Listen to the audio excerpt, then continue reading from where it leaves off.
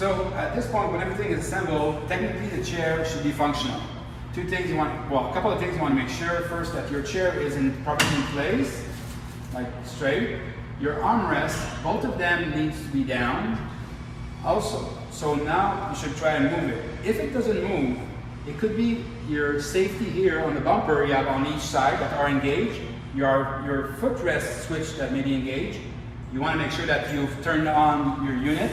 In the back here, there's an on-off button. So if you try to move it, again, it should come down. Two situations that could happen. If you hear the motor turns and it's not moving, it just means that when you slide down the carriage, you didn't go far enough, so you didn't reach the gear rack. Or if you try to move, nothing happens, it may be the overspeed governor that got triggered when you slide down your unit. If you sit it down a bit too fast, the overspeed governor may have engaged.